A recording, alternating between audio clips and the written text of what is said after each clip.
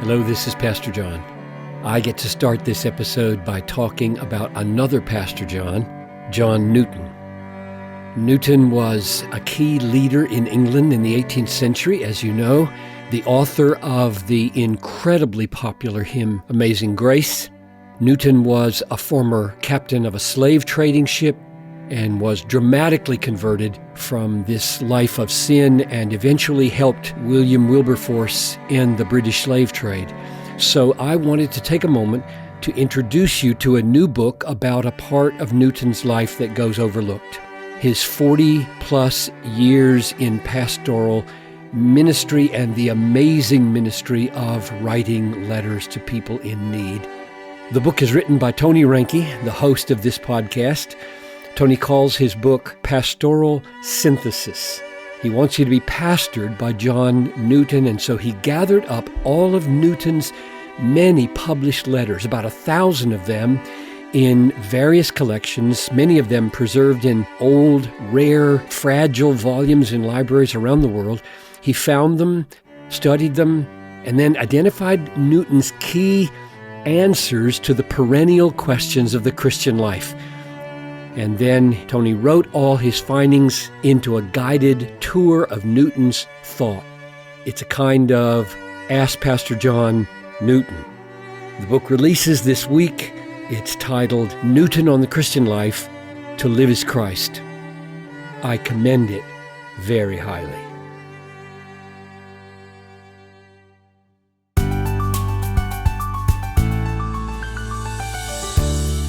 Well, it's not easy to find examples of Christians who got the tough and tender balance just right in the Christian life. Jesus is, of course, the supreme example of this. Another example, a fallen example, comes from England in the 18th century in a pastor named John Newton. John Piper explained in his 2001 message to pastors titled, John Newton, the tough roots of his habitual tenderness. Here's what he said. John Newton was born July 24, 1725 in London, 1725, so picture yourself now how long ago that was, to a godly mother and an irreligious, seafaring father. She died when he was 6. Left mainly to himself, he became a debauched sailor, a miserable outcast on the west coast of Africa for a couple of years, a slave trading sea captain until an epileptic seizure ended his sea-going career, a well-paid surveyor of tides in Liverpool, a devoted and loved pastor of 2 congregations in Olney and London for a total of 43 years, a devoted husband to Mary for 40 years until she died in 1790, and last of all, the writer of the most famous hymn in the English language, Amazing Grace, which you heard and sang exactly as he wrote it, not with that wonderful last verse which we love and he did not write.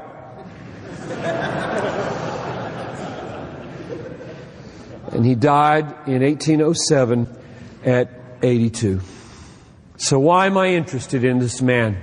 What's my agenda before you this morning? I'm interested in him because of my great desire to see Christian pastors be as strong and durable as redwood trees and as tender and fragrant as a field of clover.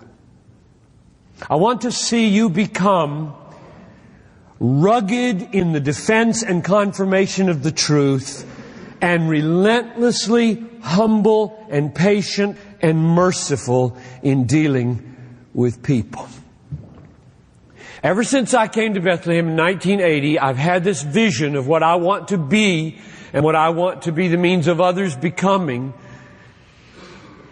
Because in the early 1980s, I read Matthew and Mark in my Greek Testament, writing in the margin T-E and T-O beside every tender thing Jesus said or did and every tough thing Jesus said or did. And when I got done, the mixture was amazing.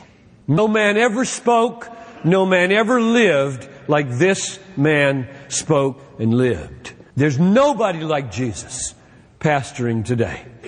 And I want to be more like that. And I want you to be more like that.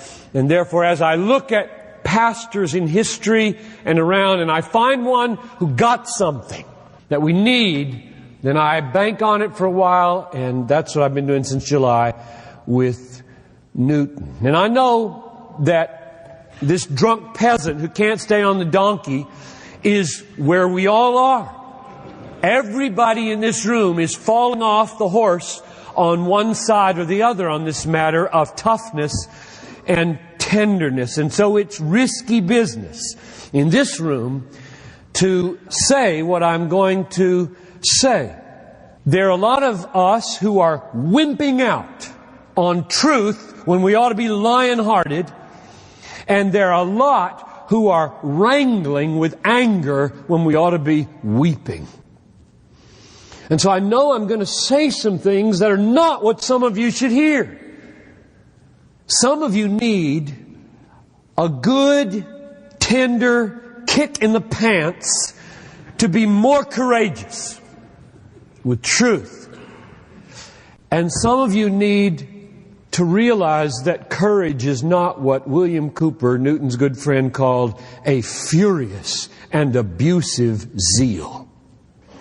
Oh, how rare are the pastors who speak with a tender heart and have theological backbones of steel. Oh, how rare it is. And it ought not to be rare. And I don't want it to be rare.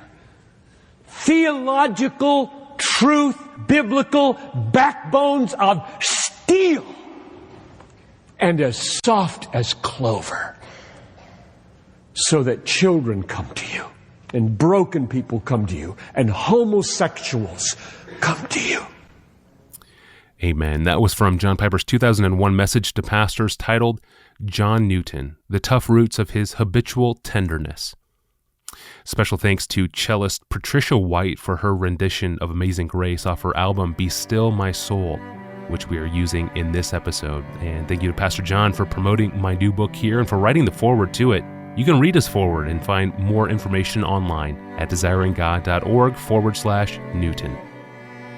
We return tomorrow with Pastor John to answer a perplexing question about how we read our Bibles.